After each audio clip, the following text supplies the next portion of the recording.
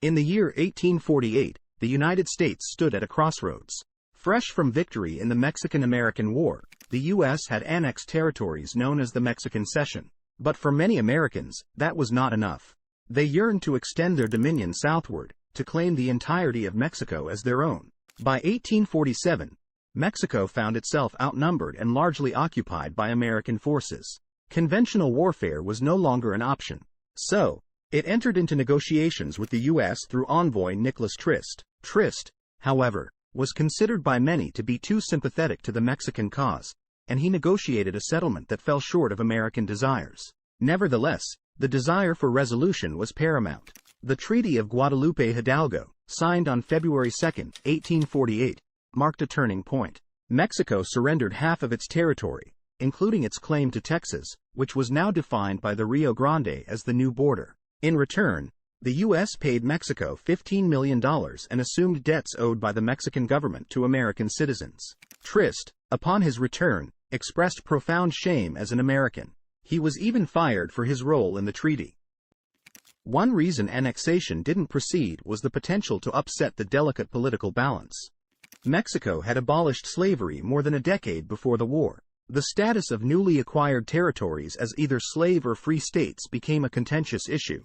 Northern states vehemently opposed the expansion of slavery, while southern states advocated for it. Each state enjoyed equal representation in the Senate, and annexing Mexico could have tipped the scales decisively. President Polk himself was pro-slavery, but his party had suffered a setback in the midterms. The House was now controlled by the Whig Party, forcing Polk to seek compromise rather than swift annexation.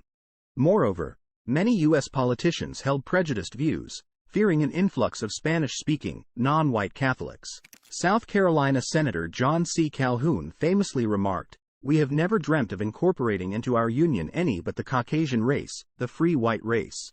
The financial toll of the war also loomed large. With over 12,000 American casualties and a war cost of $100 million, the United States found itself unable to sustain a protracted and expensive conflict. What had begun as a promise of a quick victory against an inferior foe had transformed into a long and costly endeavor. Another crucial factor was the lack of unanimous support for the Mexican War. Many Americans, particularly in the North, viewed it as an unjust aggression. Annexing all of Mexico would have intensified this opposition and further divided the nation. Lastly, we must consider the concept of manifest destiny, which swept through the United States in the 1840s. This belief in a divine mission to expand westward was powerful, driving the acquisition of Texas and eventually leading to the annexation of Mexican territories. In the end, it seems that destiny had its way, but the nation ultimately stopped short of fully realizing its ambitions.